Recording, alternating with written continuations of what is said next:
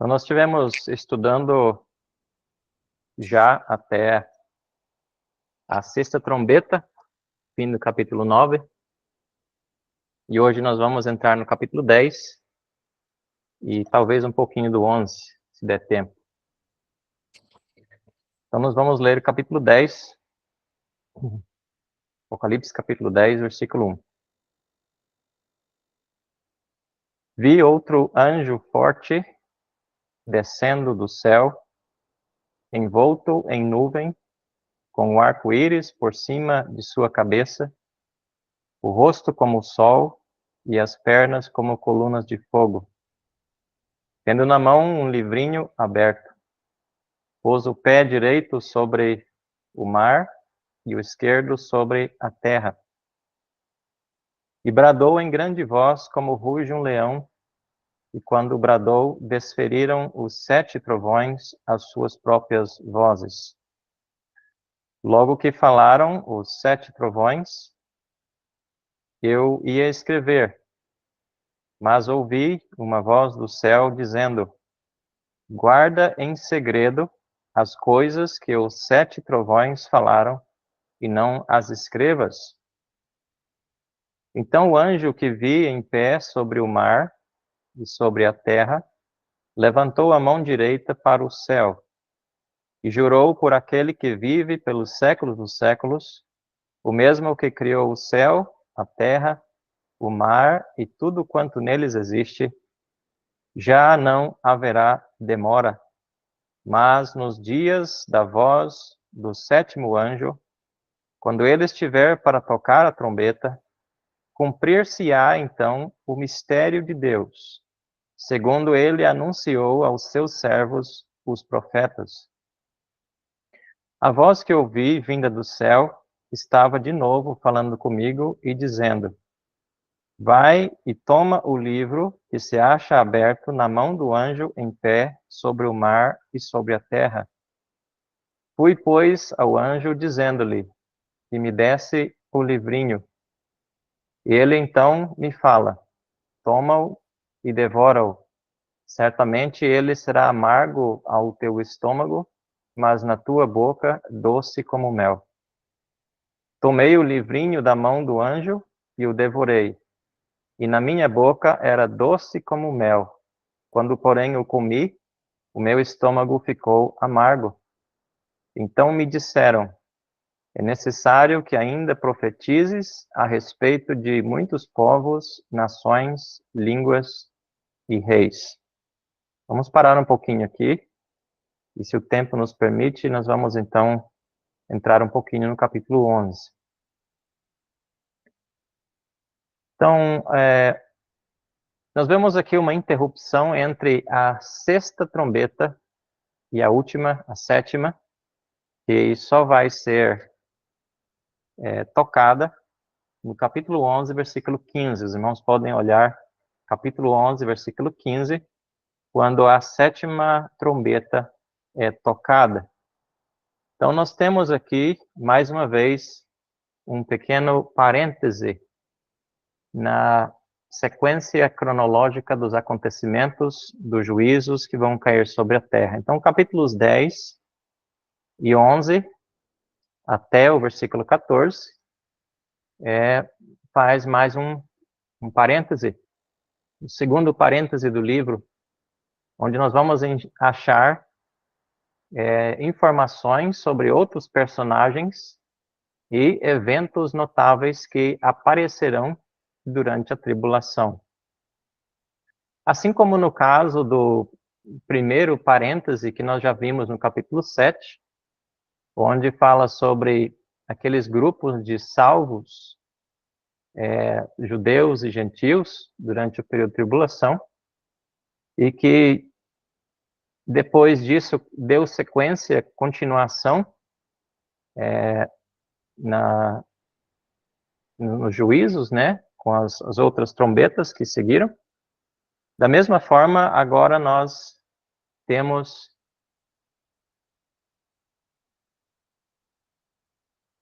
do meio agora, o período do meio dos 7 anos da tribulação, e descreve eventos e personagens que surgirão e agirão nos últimos 3 anos e meio.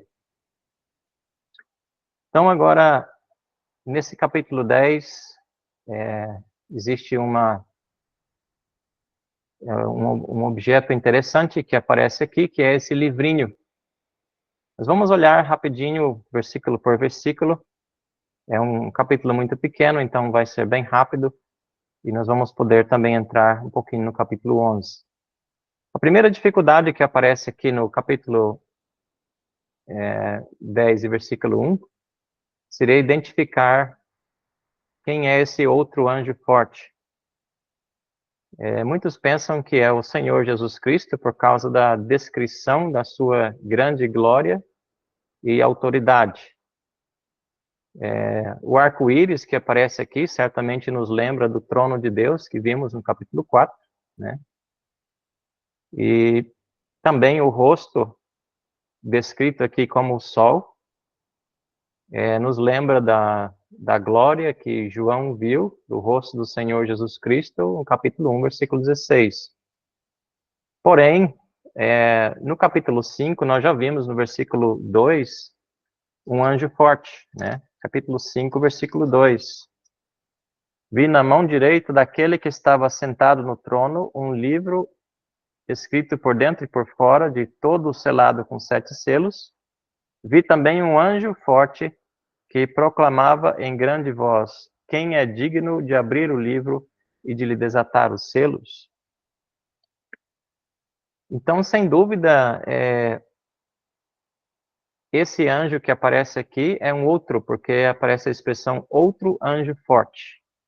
Então, entendemos que não se refere ao Senhor Jesus Cristo, mas a um outro anjo forte. Nós vemos, por exemplo, em passagem no Velho Testamento, como Ezequiel, a visão que Ezequiel teve no capítulo 1, versículo 7. Capítulo 10, versículo 18, ele viu serafins, né? E a descrição que Ezequiel dá desses serafins é bem parecido com essa que João descreve aqui. Então, é muito provável que seja um anjo forte como esses serafins visto por Ezequiel. Também, nós vemos que uma outra razão, porque não é o Senhor Jesus Cristo, é que nos versículos 5 e 6, nós vemos que ele jurou, né, por aquele que vive pelos séculos dos séculos, né, falando do Senhor mesmo. Então, mostra que não é Cristo. No versículo 2, o que chamou a atenção de João foi que esse anjo tinha na sua mão um livrinho aberto. Um livrinho aberto. Não devemos confundir esse livrinho com o rolo, né? Que estava selado com 7 selos na mão do Senhor Jesus Cristo. Mas esse aqui é um rolo menor e ele está aberto. E provavelmente a interpretação mais aceitável é que esse livrinho, ele continha o resto da profecia a ser cumprida nos últimos 3 anos e meio da tribulação. E também João observou que ele estava em pé, com um pé, no mar e outro na terra. E essa posição desse anjo forte indica que ele tem grande autoridade sobre toda a criação. E que os juízos que vão cair sobre a terra vão atingir a terra e o mar. Versículos 3 e 4. Nós vemos que nesse momento aqui, o grande anjo, ele bradou com grande voz, como de leão, e 7 trovões falaram também. Certamente essas coisas são figuras do juízo divino, esses 7 trovões. E João estava para escrever o que ele ouviu, mas aprendemos aqui que ele foi proibido de escrever, ou impedido, melhor dizendo, de escrever essas coisas. É difícil saber por que ele foi impedido, não sabemos por quê, mas nos mostra a completa soberania de Deus sobre o conteúdo desse livrinho e sobre os juízos que revela. Então, nós sempre lembramos Deuteronômio 29, né? As coisas encobertas pertencem ao Senhor. Então, nós não precisamos especular o que teria nesse livrinho. Alguma coisa que não foi revelado e que vai acontecer durante o período de tribulação e que ninguém sabe.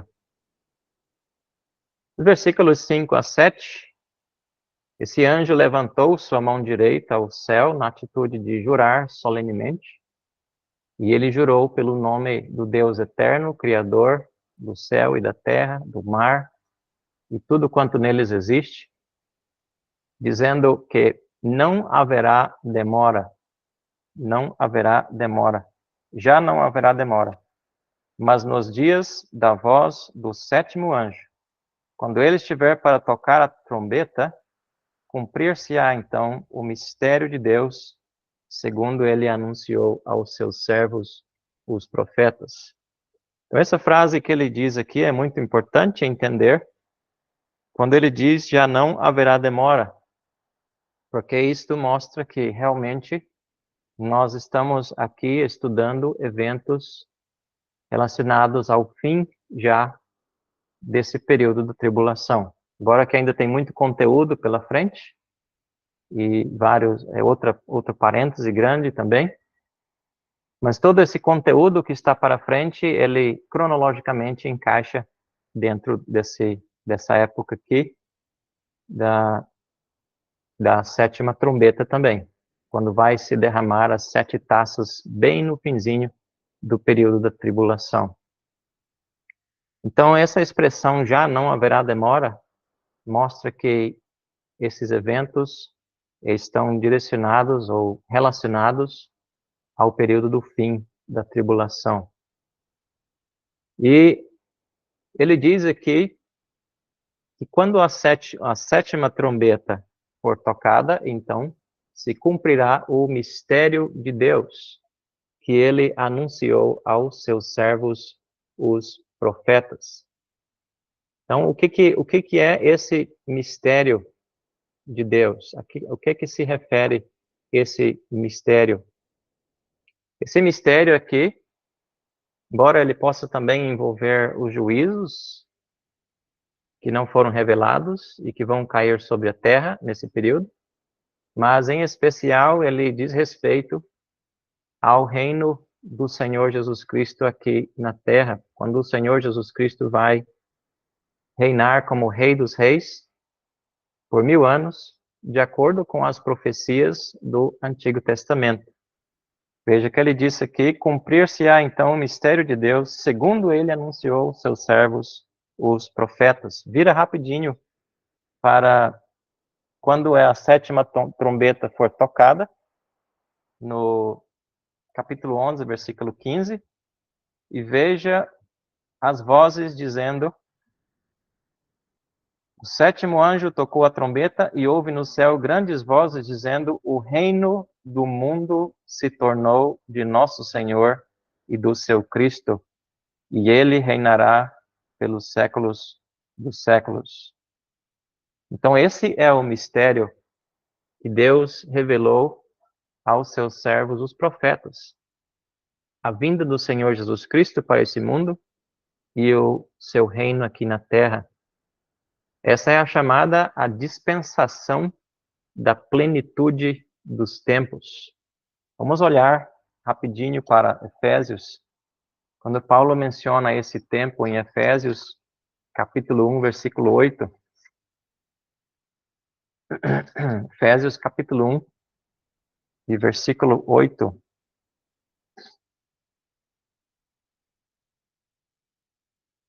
Diz assim, vamos pegar o versículo 7, para pegar a conexão. No qual temos a redenção pelo seu sangue, a remissão dos pecados, segundo a riqueza da sua graça,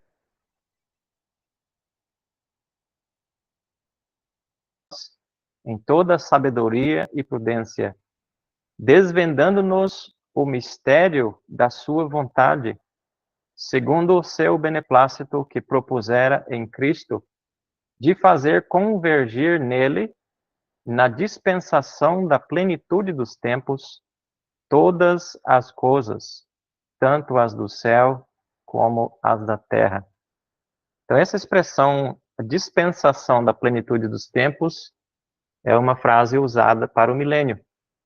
E nesse tempo, Deus vai cumprir esse mistério, né, que ele já desvendou para a igreja, né, que é justamente de convergir em Cristo todas as coisas, tanto as do céu como as da terra. Quando Cristo vai ser, aqui neste mundo, reconhecido Rei dos Reis e Senhor dos Senhores. Então, todas as coisas vão ser convergidas na pessoa do Senhor Jesus Cristo, nessa plenitude dos tempos. Agora, versículos 8 até 10. Nós vemos que essa voz que veio do céu, e assim veio com toda a autoridade, né, do trono de Deus, e agora João recebeu a ordem para tomar o livrinho, de acordo com essa voz do anjo, e ele obedeceu. Então ele recebeu a ordem para comer o livrinho, e o anjo explicou para ele que seria amargo no seu estômago, mas na sua boca doce como mel. Nós lembramos de outras situações semelhantes que aconteceram com outros profetas, né? Com Ezequiel aconteceu a mesma coisa. Ezequiel capítulo 3, versículos 1 a 3. Ele também comeu o livro, né? Palavra de Deus. Também podemos lembrar de Jeremias 15 e 16 a 18. Jeremias também fez o mesmo. Então nós devemos sempre entender que esse comer aqui é simbólico, porque foi na visão que eles comeram a palavra, não foi literalmente, mas na visão. E o livro de Apocalipse foi uma visão, né, que João recebeu. Capítulo 1, versículo 10 fala sobre isso. Então, na visão, ele comeu o livrinho, tal qual os profetas Ezequiel e Jeremias. E isso mostra que João deveria receber intimamente o que estava escrito no livrinho, para entender bem e dar-lhe forças para completar a sua missão. A Bíblia nos diz no Salmo 119 e 103 que a palavra de Deus é doce como mel.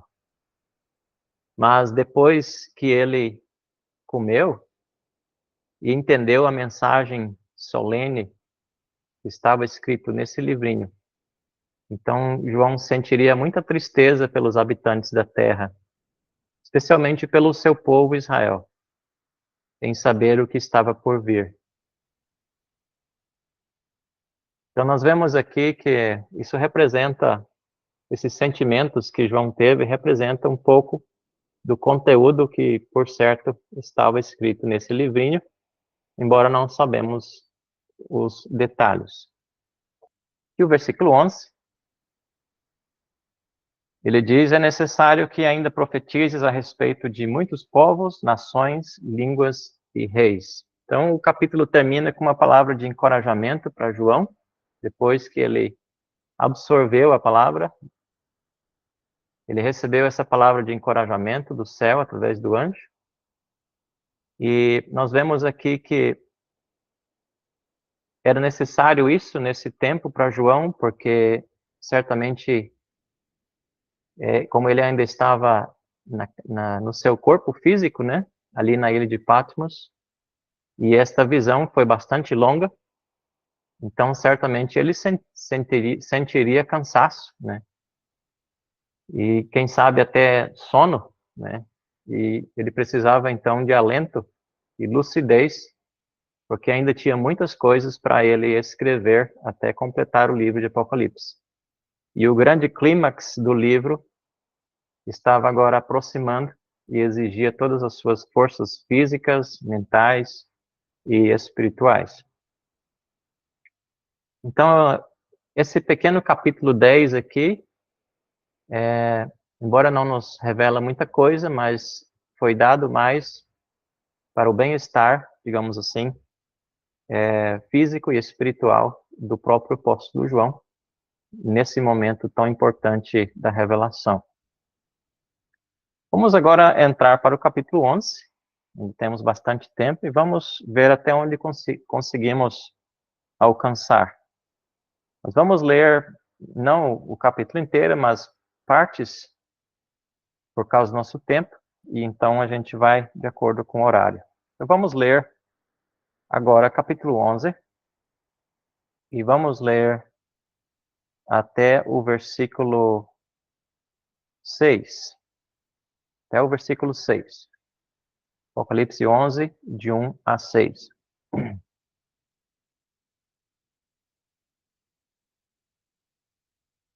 Foi-me dado um caniço semelhante a uma vara, e também me foi dito: dispõe-te e mede o santuário de Deus, o seu altar e os que nele adoram. Mas deixa de parte o átrio exterior do santuário e não o meças, porque foi ele dado aos gentios. Estes por 42 meses calcarão os pés à cidade santa. Darei as minhas 2 testemunhas que profetizem por 1260 dias, vestidas de pano de saco. São estas as 2 oliveiras e os 2 candeeiros que se acham em pé diante do Senhor da terra. Se alguém pretende causar-lhes dano, sai fogo das suas bocas e devora os inimigos. Sim, se alguém pretende causar-lhes dano, certamente deve morrer. Elas têm autoridade para fechar o céu, para que não chova durante os dias em que profetizarem. Têm autoridade também sobre as águas, para convertê-las em sangue, bem como para ferir a terra com toda sorte de flagelos, tantas vezes quantas quiser. Estamos notando, ele é uma continuação do segundo parêntese, não segue ainda os juízos, mas continua ainda mais informações relacionados a personagens agora, também relacionado ao templo, né, que vai estar mais uma vez reconstruído, e os sacrifícios outra vez sendo oferecidos em Jerusalém nesse tempo. Então nós vemos aqui no versículo 1, nessa segunda parte desse segundo parêntese do livro, nós achamos a ordem dada a João para que ele medisse o santuário em Jerusalém, o templo em Jerusalém, e também o altar e os que nele adoram. Existe algo semelhante a isso no livro de Ezequiel, a partir do capítulo 40. Ezequiel também teve esta mesma comissão de anotar e deixar registrado, né, nesse livro de Ezequiel, a partir do capítulo 40, as medidas do templo em Jerusalém no milênio. Agora, esse templo que nós vamos estar a considerar aqui no capítulo 11 de Apocalipse, ao que tudo indica, ele não é o mesmo que Ezequiel descreve, que é o templo do milênio. Esse templo que João vê aqui, ele é o templo que vai ser profanado pelo anticristo, é o terceiro templo que vai ser reconstruído e que vai ser profanado pelo anticristo. E provavelmente não é o mesmo descrito por Ezequiel, capítulos 40 em diante, que vai ser um templo muito maior, muito mais glorioso, e que não vai ser contaminado também pela presença do anticristo. Mas vai ser o lugar de onde o Senhor Jesus Cristo vai reinar no milênio. Mas vai existir o terceiro templo feito pelos judeus em Jerusalém durante o período de tribulação. E falamos que é o terceiro porque já houveram 2 antes, né? Não temos tempo para falar sobre isso. mas já houveram dois templos anteriores, né?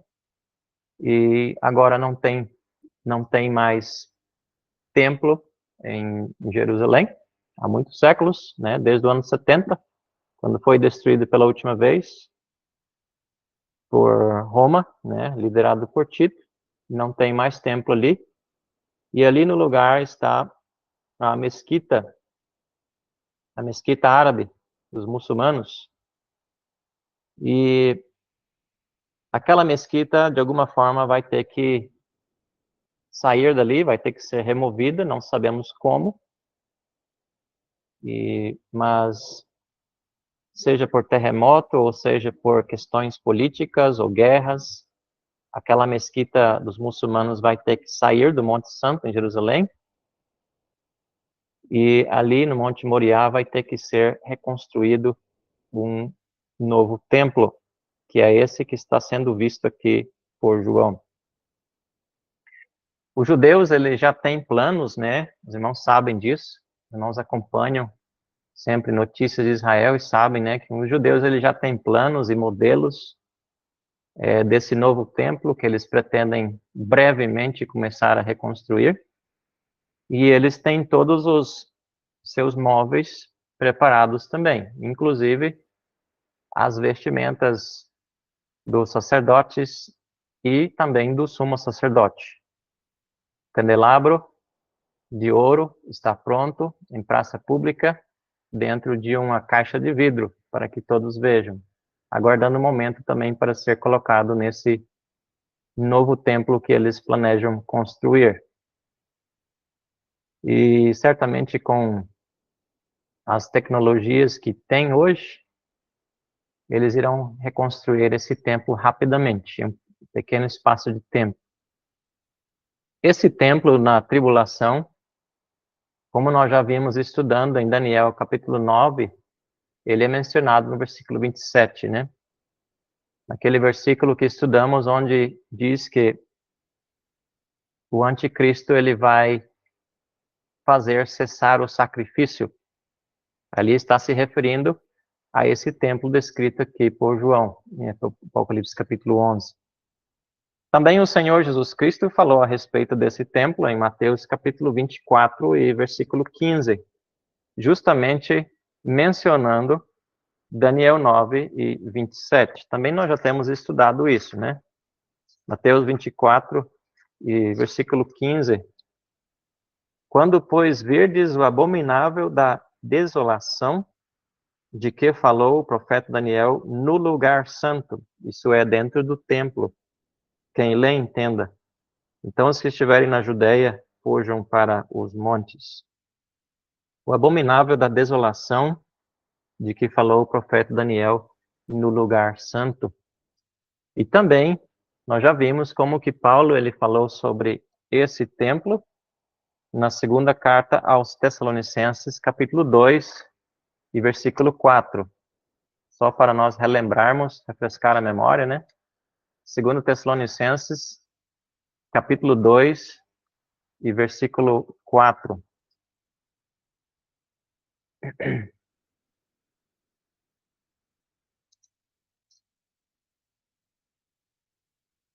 O qual se opõe e se levanta contra tudo que se chama Deus.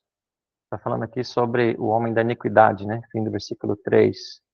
O qual se opõe e se levanta contra tudo que se chama Deus, o objeto de culto, a ponto de assentar-se no santuário de Deus, ostentando-se como se fosse o próprio Deus.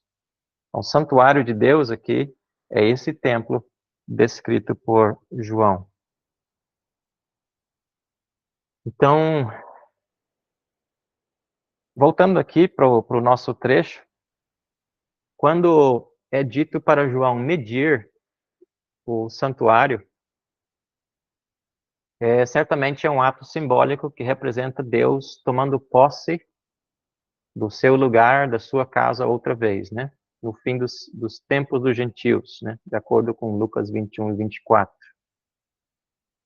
E esse altar que é mencionado aqui, que também é medido, deve ser o altar o altar de ouro menor, né, aquele onde era oferecido o incenso, que ficava dentro do lugar santo.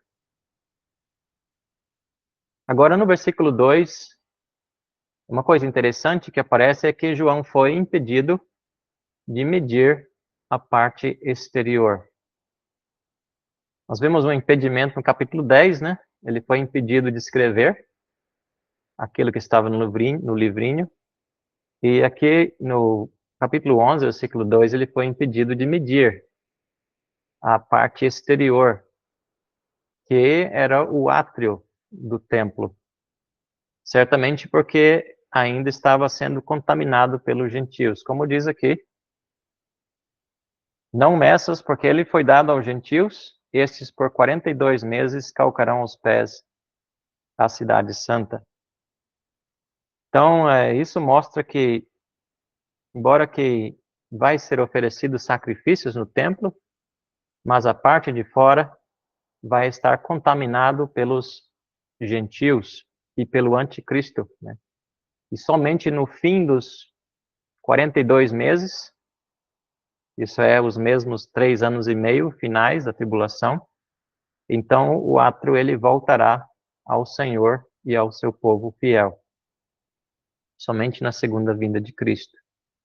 E como nós já sugerimos, provavelmente esse templo aqui, esse terceiro, vai ser destruído também, e vai ser erguido então o templo descrito por Ezequiel, capítulos 40 em diante. Há muita coisa para acontecer em Jerusalém no fim da tribulação, como o próprio capítulo 11 vai nos mostrar, um grande terremoto, a 10ª parte da cidade de Jerusalém sendo destruída, e assim por diante. E é bem provável que esse templo, então, ele também vai deixar de existir no fim também da tribulação, esse templo aqui. Agora, vamos deixar de lado um pouco versículos 1 e 2, que fala sobre o templo. É um assunto muito interessante, mas nós não podemos delongar muito. Vamos passar para o versículo 3, onde muda de assunto e começa a falar a respeito das duas testemunhas que vão profetizar nesse tempo. O tempo deles também é de 3 anos e meio, o período do ministério deles aqui no mundo, na tribulação, é também nesses últimos 3 anos e meio. Descrito em forma de dias, 1260 dias. E é interessante que é o mesmo tempo de ministério do Senhor Jesus Cristo também, né? 3 anos e meio. Então vai ter essas duas testemunhas fiéis em Jerusalém. E eu já quero dizer de início que existe diferença de opinião entre os comentaristas, entre os irmãos, se esse testemunho deles é na primeira metade ou se é na segunda metade da tribulação. E existem alguns suportes, tanto para o testemunho deles na primeira parte, como também na segunda parte. Eu vou só mencionar algumas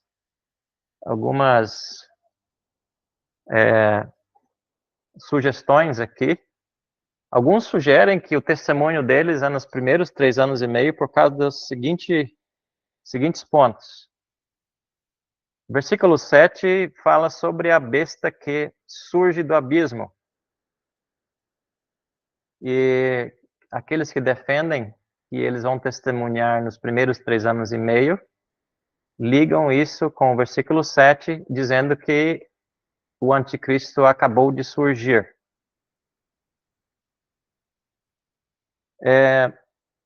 O versículo 10, não.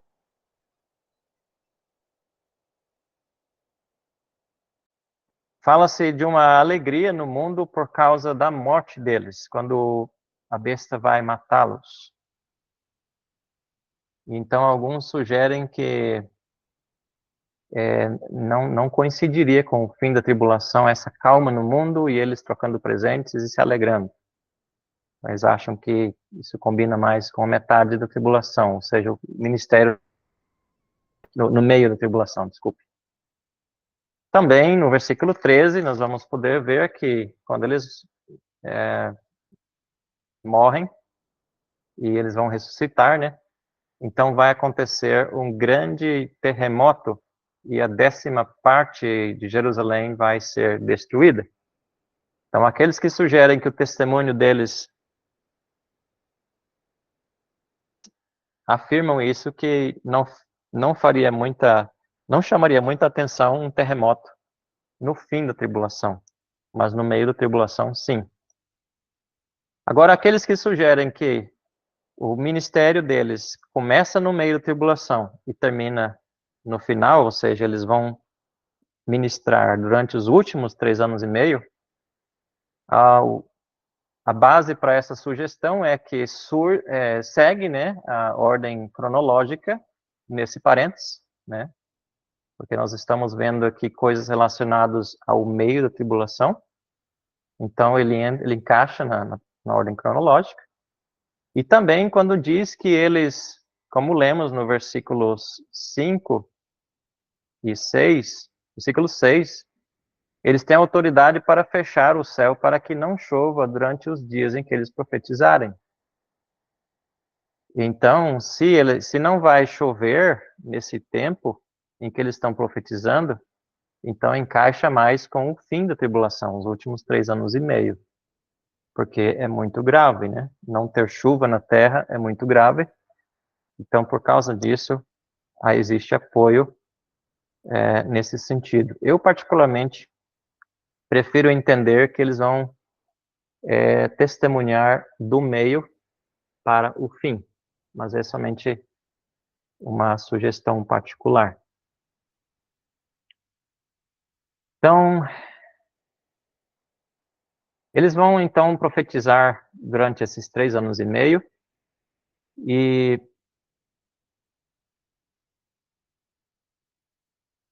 nós vamos ver como que é interessante observar, só antes de falar mais alguma coisa, que o ministério deles é medido em dias, né? Isso é interessante. Não foi colocado aqui 3 anos e meio e também não foi colocado 42 meses, como no caso do versículo 2. Mas foi colocado o mesmo espaço de tempo, mas em dias. Isso certamente traz uma lição, porque fala do sofrimento deles, né? Aqui, esses dias. Se refere ao seu sofrimento aqui durante esse seu ministério aqui na Terra, que vai ser limitado, né? Limitado, permitido, mas limitado por Deus. E outra coisa interessante que nós vemos aqui, diz no fim do versículo 3, depois de dizer o tempo que eles vão profetizar, diz que eles vão ser vestidos de pano de saco. Pano de saco. Esses vestes de pano de saco das 2 testemunhas aqui era roupa normal de profetas. Não vamos ler, mas pode olhar depois em casa. Isaías capítulo 20, versículo 2. Isaías, ele usava esse tipo de vestimenta de pano de saco, feito de um pano grosseiro, que combinavam com a mensagem deles, a lamentação, né, dos profetas. E eles vão usar também nesses dias, enquanto eles estão anunciando o evangelho, pregando arrependimento, por causa das condições ímpias que vão existir em Jerusalém e no mundo naqueles dias. Sempre tem surgido a pergunta, né? Quem são esses dois?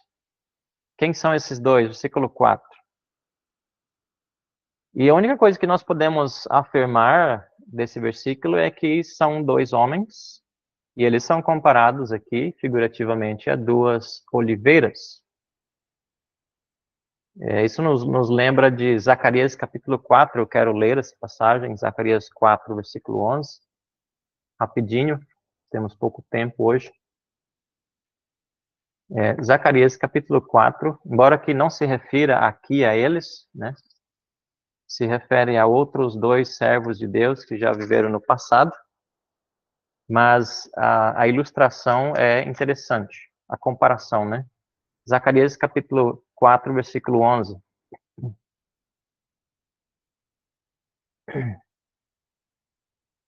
Provavelmente aqui se refere ao sacerdote Josué e o líder Zorobabel, lá nos tempos depois do cativeiro. Mas é interessante ver a comparação aqui. Versículo 11 do capítulo 4. Prossegui e lhe perguntei: que são as duas oliveiras, à direita e à esquerda do candelabro? Tornando a falar, lhe perguntei: que são dois raminhos de oliveira que estão junto aos dois tubos de ouro que vertem de si azeite dourado? Ele me respondeu: não sabes que é isto? Eu disse: não, meu senhor. Então ele disse: são os dois ungidos que assistem junto ao Senhor de toda a terra. Então, como já mencionamos, dentro do contexto de Zacarias, não se refere a essas duas testemunhas, mas sim, provavelmente, a Josué, o sacerdote, e também ao líder Zorobabel. Mas só interessante observar essa conexão aqui. Duas oliveiras. Isso certamente fala do poder sem limites dado pelo Espírito Santo a eles, né? Da onde vem o azeite das oliveiras, né? O azeite sempre é uma figura do Espírito Santo. E eles também são comparados aqui a dois candeeiros. Candeeiros. O candeeiro fala do testemunho, né? As igrejas são comparadas com candeeiros em Apocalipse, né? Então são luzeiros, representa o testemunho deles, como que eles falam a verdade da palavra de Deus no meio das trevas do pecado e idolatria que vai ter naquele tempo. E os versículos 5 e 6, que lemos também, mostram que o poder deles é divino, né, vem de Deus, e eles vão fazer milagres do tipo como o que feito por Elias e Moisés. Não devemos pensar que são Elias e Moisés, né, embora que alguns comentaristas vão nessa direção, mas não temos nenhuma base bíblica em nenhum lugar para apoiar esse tipo de pensamento, de homens que já viveram aqui e voltaram à Terra outra vez, né? Mas é interessante que, mesmo que não seja, mas eles trabalham com o mesmo espírito e poder de Moisés e Elias. Por exemplo, fechar o céu aqui, né, mostra que haverá falta de chuva nesse tempo, como havia nos dias de Elias em Israel. Quero lembrar aqui do que Tiago fala sobre isso no capítulo 5, versículo 17, a respeito de Elias. E é interessante que Elias, ele fechou o céu por meio da oração, né? Por esse tempo também, 3 anos e meio, exatamente. Tiago, capítulo 5, e versículo 17. Elias era homem semelhante a nós, sujeito aos mesmos sentimentos, e orou com instância para que não chovesse sobre a terra. E por 3 anos e 6 meses não choveu. 3 anos e meio. O mesmo tempo que essas duas testemunhas. Versículo 18, orou de novo e o céu deu chuva, e a terra fez germinar seus frutos. Também nós vemos que a água transformada em sangue, o poder que eles têm de transformar a água em sangue, é muito semelhante também ao que Moisés fez perante Faraó, né? Êxodo capítulo 7, versículos 16 a 19. No versículo 5, quando diz que sai fogo das suas bocas e devora os inimigos, isso mostra que a palavra deles é como fogo, palavras poderosas, e eles poderão causar até a morte dos seus inimigos, daqueles que tentarem impedir, né, o seu testemunho aqui.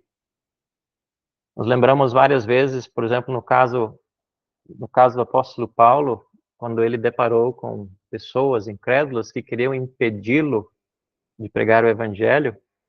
Então, pelo dom que ele tinha de operação de sinais, ele fazia coisas semelhantes, né? Como aquele caso de Elimas, né? Que ele deixou cego, né?